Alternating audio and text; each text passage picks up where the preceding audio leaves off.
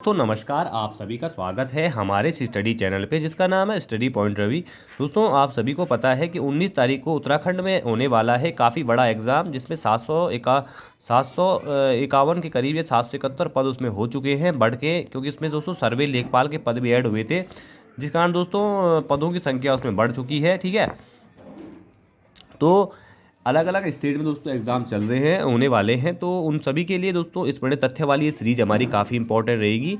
आपके दोस्तों डेली से सीरीज आती रहेगी। ठीक है, तो देख लेते हैं दोस्तों इस सीरीज में क्या हुआ, कि सीरीज में क्या क्या मैं आपको बता रहा हूँ। ये क्वेश्चन दोस्तों प्रीवियस ईयर एग्जाम में पूछे जाते हैं, तो देख लेते हैं, स्टार्ट करते हैं दोस्तों। अच्छे से आप तैयारी करके जाना किसी भी एग्जाम से पहले।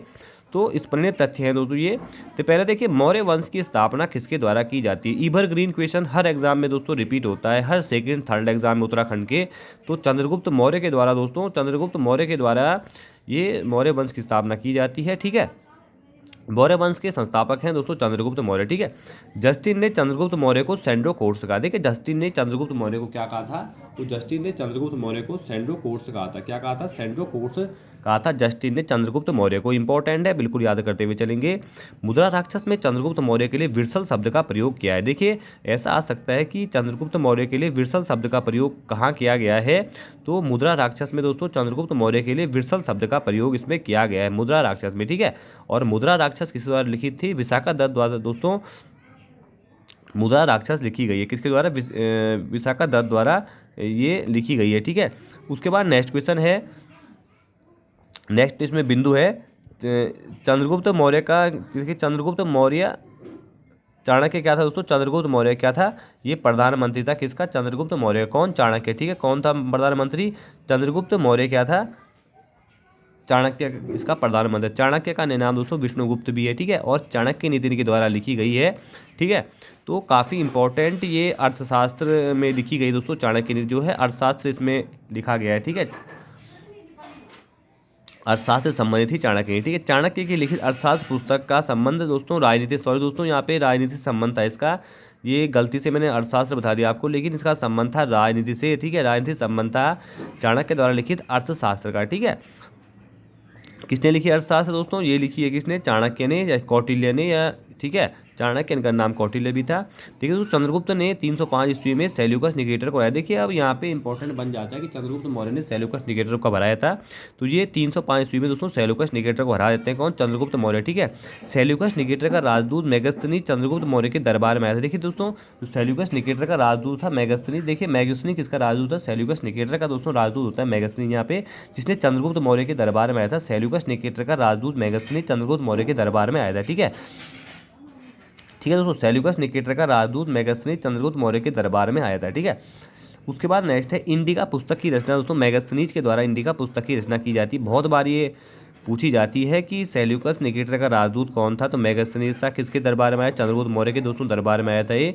इंडिका पुस्तक की रचना दोस्तों मेगस्थनीज द्वारा ही की जाती है। ठीक है, और मेगस्थनीज जो इंडिका पुस्तक है दोस्तों, इससे किसके बारे में हमें जानकारी मिलती है, जैसे कर्ण की राजतरंगिणी से दोस्तों हमें कश्मीर के विषय में जानकारी प्राप्त होती है। ठीक है, इंडिका पुस्तक की रचना मेगस्थनी बता दें मैंने आपको। उसके बाद है इसमें चंद्रगुप्त मौर्य जैन धर्म का अनुयायी था, तो इसने भद्रभाव से जैन धर्म की दीक्षा ली थी। जिससे ये क्वेश्चन कई बार आता है कि चंद्रगुप्त मौर्य ने जैन धर्म की दीक्षा किससे ली थी, जिसने दोस्तों भद्रभाव से जैन धर्म की दीक्षा, किससे, भद्रभाव से जैन धर्म की दीक्षा ली थी। ठीक है, उसके बाद नेक्स्ट है चंद्रगुप्त मौर्य का उत्तराधिकारी। देखिए, चंद्रगुप्त मौर्य का उत्तराधिकारी कौन हो जाएगा दोस्तों, ये हो जाएगा अमित्रघात, थोड़ा दोस्तों बिंदुसार, और इसी को दोस्तों क्या, अमित्रघात कहा जाता है।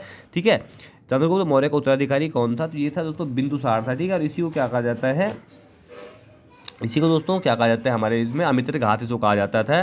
ठीक है, इसे वायुपुराण में भद्रसार कहा गया है। वायुपुराण में दोस्तों इसको क्या कहा गया है, इसे वायुपुराण में भद्रसार नाम से जाना गया है। अच्छे से याद करके जाना, एग्जाम में डायरेक्ट क्वेश्चन बन जाता है कि भद्रसार किसे कहा गया है, तो भद्रसार किसको कहा जाता है, बिंदुसार को। ठीक है, इसने जैन धर्म में सिंहसेन कहा गया, इसे जैन धर्म में क्या, सिंहसेन कहा गया है। किसको, ये जो बिंदुसार था इसको जैन धर्म में सिंहसेन कहा गया है। ठीक है, बौद्ध विद्वान तारानाथ ने बिंदुसार को 18 राज्यों का विजेता बताया। बौद्ध विद्वान तारानाथ ने बिंदुसार को 18 राज्यों का विजेता बताया। देखिए, इंपॉर्टेंट है, अमित्रघात किसको कहते हैं, बिंदुसार को दोस्तों अमित्रघात कहते हैं। बिंदुसार किसका पुत्र था, चंद्रगुप्त मौर्य का पुत्र था।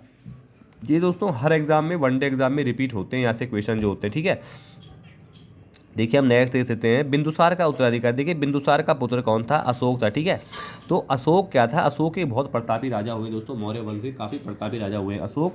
तो अशोक क्या थे? मौर्य वंश के जो है सबसे प्रतापी राजा अशोक थे। 269 ईस्वी में मगध की राजगद्दी पर बैठे हैं अशोक। ठीक है, कितने में? 269 ईस्वी में ये मगध की राजगद्दी पर बैठे हैं अशोक। ठीक है, तो याद करते हुए चलेंगे।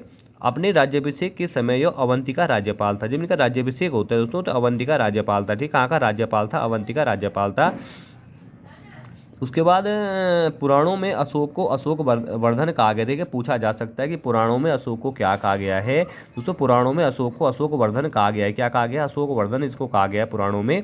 उसके बाद देखिए मास्कीता गुर्जरा अभिलेख में इसका नाम अशोक मिलता है। देखिए मास्कीता गुर्जरा अभिलेख का संबंध किससे है? तो ये भी दोस्तों अशोक से है। तो इनका इसका नाम क्या इसमें? अशोक मिलता है। किसका नाम?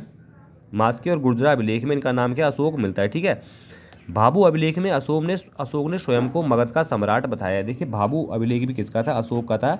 और इसमें अशोक ने दोस्तों खुद को क्या बताया है? मगध का सम्राट बताया भाभू अभिलेख में। किसमें? भाभू अभिलेख में इन्होंने खुद को बताया है मगध का सम्राट। ठीक है, अशोक अपने राज्याभिषेक के 10वें वर्ष बोध गया था। 20वें वर्ष लुम्बिनी की यात्रा की। देखिए अशोक ने अपने राज्याभिषेक के 10वें वर्ष क्या बोध गया और 20वें वर्ष लुम्बिनी की यात्रा की। जो एक एक पॉइंट है दोस्तों नोट डाउन करते चलिए, याद करते चलिए, बहुत इंपॉर्टेंट है हमारे आने वाले एग्जाम के पॉइंट ऑफ व्यू से पॉइंट। उसके बाद देखिए 261 ये वाला पॉइंट बहुत इंपॉर्टेंट बन जाता है। इसने 261 ईस्वी पूर्व में कलिंग पर आक्रमण कर उसकी राजधानी तोसली पर अधिकार कर लिया। 261 में दोस्तों जब इन्होंने कलिंग पर आक्रमण किया था तो उस टाइम काफ़ी यहाँ पे रक्तपात होता है, जिसको देखते हुए दोस्तों इनका मन अत्यंत विचलित हो जाता है। 10वें वर्ष 20वें वर्ष इसने 261 ईस्वी पूर्व में कलिंग पर आक्रमण कर उसकी राजधानी तोसली पर अधिकार कर लिया। ठीक है, इसने उपगुप्त नामक बौद्ध भिक्षु से बौद्ध धर्म की दीक्षा ली। ठीक है, इसने क्या किया दोस्तों? उपगुप्त नामक बौद्ध भिक्षु से बौद्ध धर्म की दीक्षा ली। किसने? अकबर ने। ठीक है, उसके बाद नेक्स्ट है इसका सबसे लंबा एवं सबसे छोटा अभिलेख क्रमश 7वां एवं रुम्मी देवी है। ठीक है, सबसे लंबा अभिलेख कौन है? 7वां एवं सबसे छोटा क्या है? रुम्मी देवी है। और उपगुप्त से दोस्तों इसने क्या की थी? बौद्ध धर्म की दीक्षा ली थी उपगुप्त से। ठीक है, अशोक बौद्ध धर्म का अनुयायी था, इसने बौद्ध धर्म की दीक्षा किससे ली थी? ठीक है, अशोक के समय मौर्य साम्राज्य में प्रांतों की संख्या कितनी थी? 5 थी। ठीक है, 5 थी अशोक के समय इनकी संख्या। ठीक है, 5 संख्या थी।